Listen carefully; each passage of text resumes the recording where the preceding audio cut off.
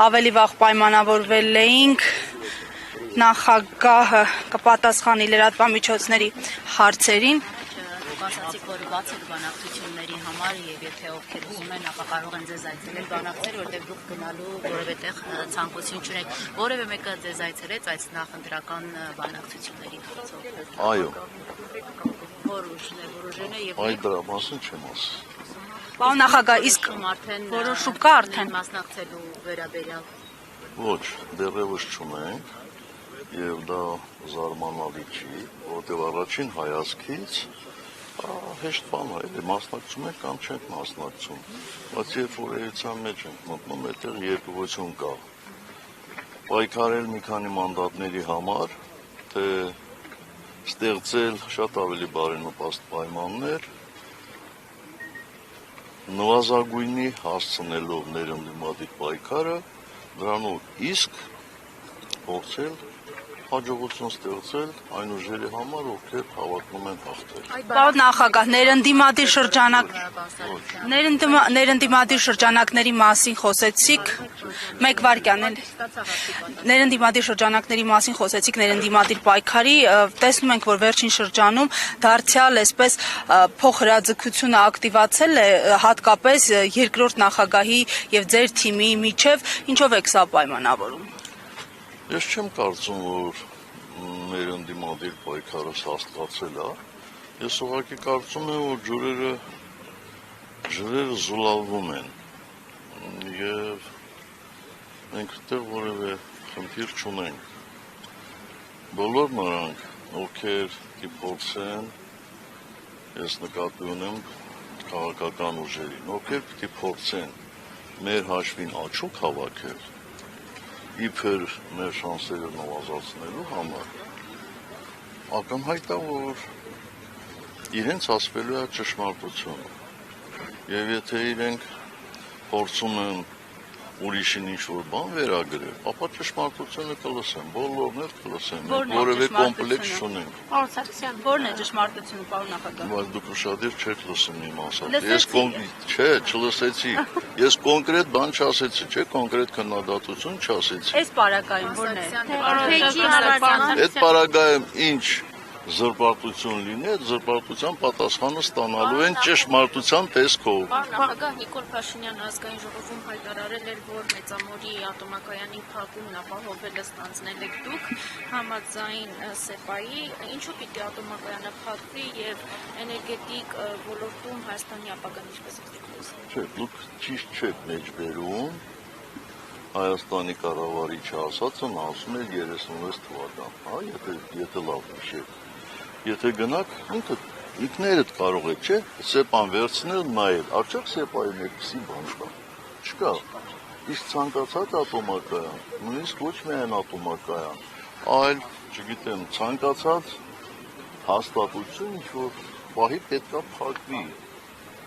Մենք ոչ թե փակելու մասին ենք պայմանավորվել, մենք պայմանավորվել ենք, բանակցել ենք 20 տարի երկարացնելու պայմանով եւ շնորհիվ այդ բանակցությունների այսօր ատոմակայանը գործում է։ Եվ հələ իրանք էլ ինչ-որ բան են հավելում, որ իբր թե պայմանավորում են մինչև 46 թվականը երկարացնել։ Բա իրենց շատ ջանասիրաբար սատարողների այդ ստորագրած փաստաթղթը ինչու չեն կատարում, եթե մենք այդպիսի բան ենք պայմանավորվել։ Նորից եմ ձեզ խորհուրդ տալիս, ինքներդ բացեք ՍԵՊԱ-ն եւ տեսեք, այնտեղ այդպիսի բան կա թե չկա։ Պարոն Սարգսյան, վերողությունը ինչ հանգամանքներ են ազդելով, որպեսզի դուք ի վերջո որոշում կայացնեք, 3 ամիս արդեն մնացել ընտրություններին։ Մենք այսօր մեր բոլոր ուսումնասիրություններով, այն ուսումնասիրություններով, որոնք ժամանակին կանխատեսել են տարբեր ընտրություններ գրեթե 100% ճշգրտությամբ։ Այդ 21 թվականին Գյումրիին, Էջմիածին, նույնիսկ Գյումրիի Յավկան մասնակցությունն են կարողացել, աննախադեպ մասնակցությունն են կարողացել են ճիշտ կանխատեսել։ Մենք այսօր անցողիկ ենք, բայց նորից եմ ասում, խնդիրը հետևյալում է, կան նաև այլ հանգամանքներ, որ Պարզա չէ, ես հրապարակով դա չպետք է հիմա ասեմ։ Այդ հանգամանքների ճշգրտումից հետո մենք արդեն կորոշենք։ Ժամկետ ունեք ձեր համար արդեն Այո։ Պարոն Սարգսյան, Ես կարծում եմ մինչև միգուցե հաջորդ ամսվա վերջը կամ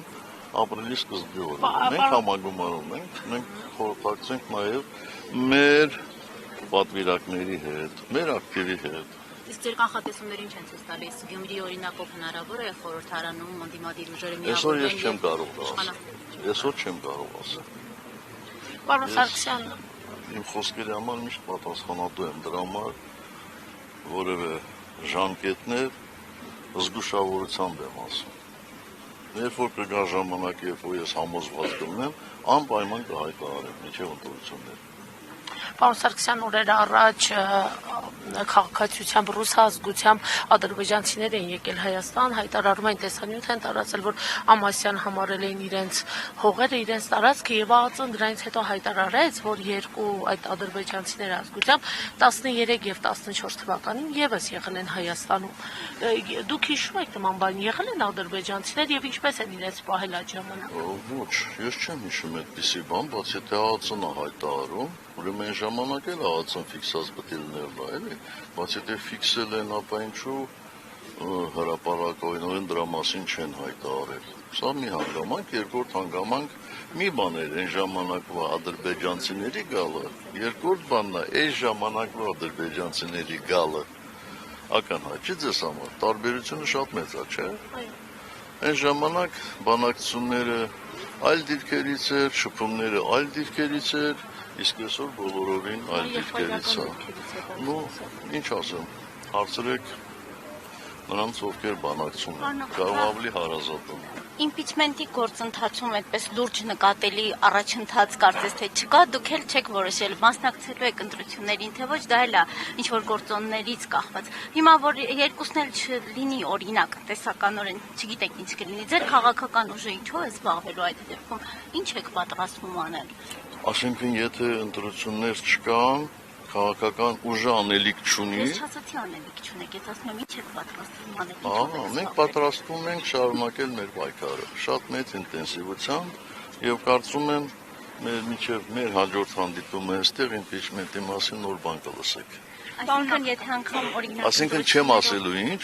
բայց սպասեք կլսեք։ Մի ճիշտ ուղղակի ես ճիշտ հասկացա, որ դուք այս բանը չեք կարող կանխատեսել ընդդիմությանը միավորվելով կհաջողվի իշխանություն վերցնել խորհրդարանում, ինչպես որ տեղի ունեցավ Գյումրիում։ Ոչ միավորվելու մասին չէ խոսքը, ես նորից պետք է կրկնեմ, խոսքը ներ ընդդիմադիր պայքարը ուրիշները ուրիշ բառերով են ասում։ Մեղմելու մասին է գնում։ Դրանք տարբեր բաներ են։ Պարոն նախագահ, իսկ ընդհանուր առմամբ ընդդիմության շանսերն ինչպես եք գնահատում, եթե բացահայտ այսպես աջակցություն կա դրսից հայտարարությունների տեսքով եւ օրինակ բացահայտվեց նաեւ նամակագրություն հիբրիդային գործակալների դեմ համատեղ պայքարի մտադրության մասին, անգամ արագարձագանքման խմբեր Հայաստան ուղարկելու առումով։ Ես հիմա եկեք շանսերի մասին չխոսեմ, բայց ասեմ հետեւյալը. դուք չեք կարող մի փաստ բերել Հայաստանի, նորանկախ Հայաստանի պատմության մեջ մի դեպք, գոնե մի դեպք, երբ որ ազդեցիկ շրջանակներից, այսպես ասեմ, ոչ ներսարտակին շրջանակներից, որևէ մեկը ուղիղ տեխնացուներից կամ քաղաքական ուժերից մեկին սատարում հայտարարել։ Չի եղել այդպիսի բան։ Ես չեմ ասում իրենց ենթակա հկներով կամ դեպի իրենց կողմնորոշում ունեցող քաղաքական ուժերով կամ փորձագետների մասին չի խոսքը։ Խոսքը պաշտոնատար անձանց մասին է։ Իսկ այս անգամ մենք արդեն չգիտեմ էլ որտեղ է մնացել, որ այնտեղից լա իրենց կարծիքը Հայաստանի ընտրությունների մասին, հաղթողի մասին, իրենց ցանկությունը չեն արտահայտել։ Միգուցե էլի կարող լինի։ Պարոն Սարգսյան, մի քանի օր է համանցացում ակտիվ քննարկում է կենսաթոշակների բարձրացման հարցը, նաև կառավարության միջամտության վիոլա ջուրը չի կտրելու ժողովրդի ջուրը, սա արդյոք դուք դիտարկում եք լեգիտիմ ընտրակաշարքի շրջանակներում։ Ժամանակ 16000 էր թոշակը նաև դրան անդրադառնալու։ Եկեք վերջից սկսենք, հա։ Որ թոշակի մասին էին իրանք խոսում։ Նվազագույն թոշակի մասին, որ 16,000 Բայց է, դու հիմա դի- 46,000 Դուք իրաց ներկայացիչն եք։ Չէ, ես փոխանցում եմ ինչ են ասում։ Իրանք այդպես չեն ասում։ Կառույց հղում են։ Հենց ամբողջ խնդիրը նրանում է, որ այդ մարդիկ չեն տարբերակում, ինչ է նվազագույն թոշակ, ինչ է միջին կենսաթոշակ, որովհետև դրանք տարբեր հանգամանքներ են։ Ես վստահ եմ, որ շատ-շատերը իրենցից ովքեր խոսում են նվազագույն թոշակի մասին, իրենք չգիտեն, այս երկրում քանի ովքեր են այդ նվազագույն թոշակը ստանում եւ ովքեր են այդ նվազագույն թոշակը ստանում։ Եվ խնդիրը, ամենակարևոր խնդիրը միջին կենսաթոշակի մասին է խոսքը։ Եվ ես ինչպես մնացած բոլոր հայտարարությունները, այս հայտարարությունում եմ տեսնում ժուլիկություն։ Կտեսնեք, թե բոլոր թոշակառուները արդյոք 10,000 դրամով ավել կստանան իրենց թոշակները, իհարկե ոչ, հարցը մինչև ասելը չի, հարցը այն է, որ դա միջին կենսաթոշակի չափերի վրա նվազագույն ազդեցություն ունենա, նվազագույն, կտեսնենք, թե ինչքան է, մենք, այո, մեր ժամանակ եղել է 16,000,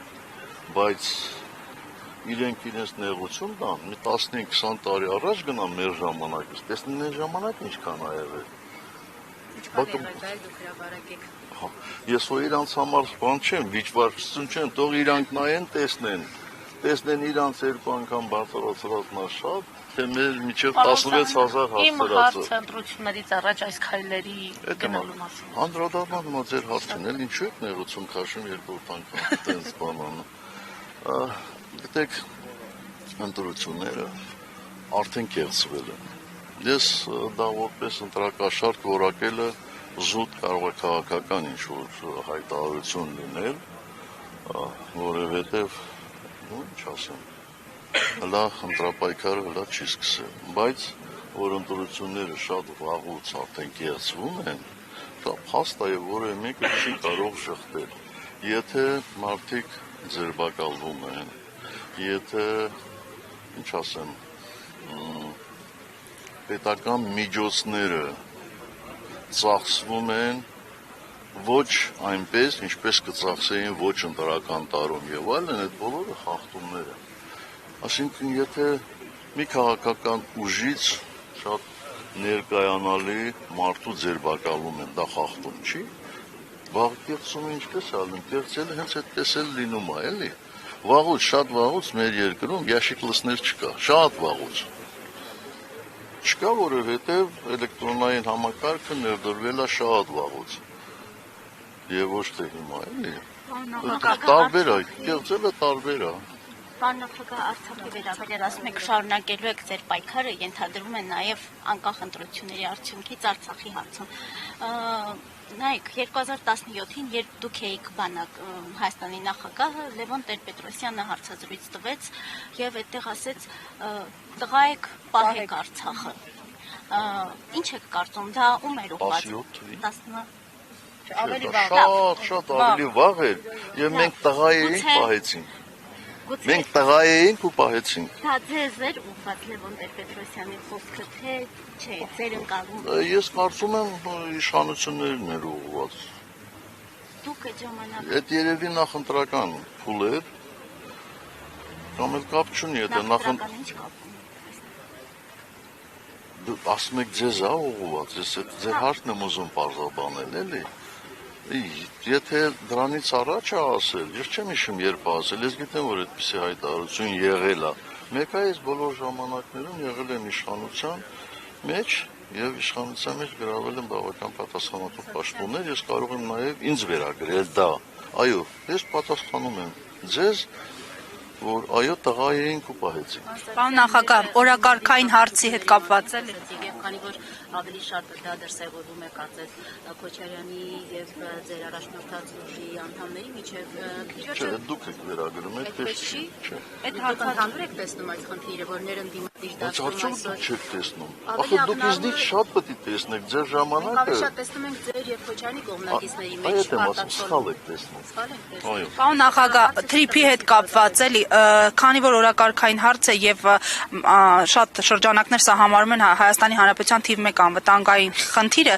ամեն դեպքում իշխանությունները վստահեցնում են, որ մոտավորապես ավետյաց երկիր ենք դառնալու, կաթի, մեղրի գետեր են հոսելու Հայաստանով, իսկ ընդդիմադիր շրջանակները նաև միջազգային որոշ փորձագետներ վստահեցնում են, որ սա ունի լրջագույն ռիսկեր եւ տնտեսական ազդեցությունը մոտ է 0-ին։ Ձեր տեսակետը, որովհետեւ ասում են ընդդիմությունը չի հստակեցնում տեսակետը թրիփի շուրջ, ինչ է անելու ընդդիմությունը, եթե լինի իշխանություն թրիփի հարցում։ Շատ հարցեր կամ իրար խառնեցիք կամ փորձեցիք համադրել։ Տրիպի հետ կապված ես ասել եմ, որ վերջնական պատկերացում չունեմ, բայց ցավոք սրտի ինչքան որոշակի նյուանսներ կամ մանրամասներ են բացահայտվում, այնքան ին ներսում ներքին տագնապ ավելանում է մեղրի հետ կապված։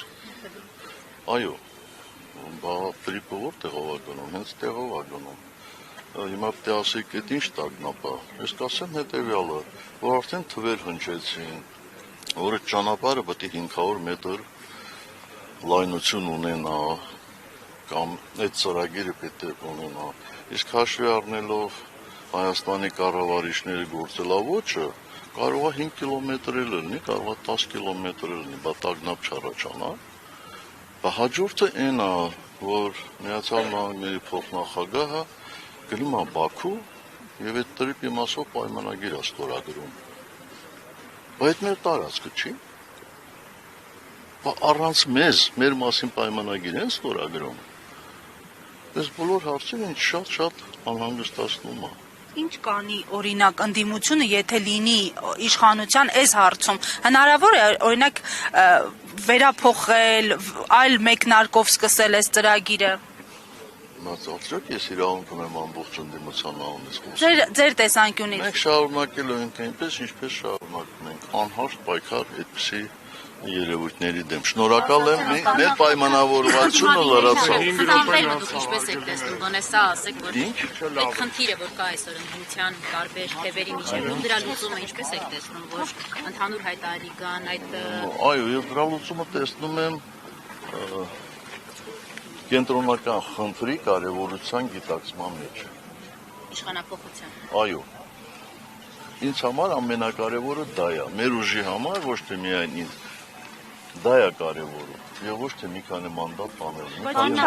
Մի պարտիաներ ասում են սահմանադրությունը կփոխենք եւ Սամվել Կարապետյանը պայմանավորվածությունը պահենք, էլի բավական է։ Տեղ ունեմ գնալու, հասկանում եք, արդեն 20 րոպե հանդիպումից ուշացեք եմ։ Ձեր բացակալու արգելքը վերացվեց, հիմա դուք խոչընդոտ բոլոր գործերով կարողանում եք երկրին դուրս գալ։ Ոչ, դեռևս ոչ։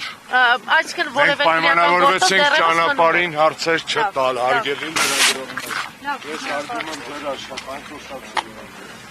Հարգելի հետևողներ, երրորդ նախագահը պատասխանեց լրատվամիջոցների հարցերին։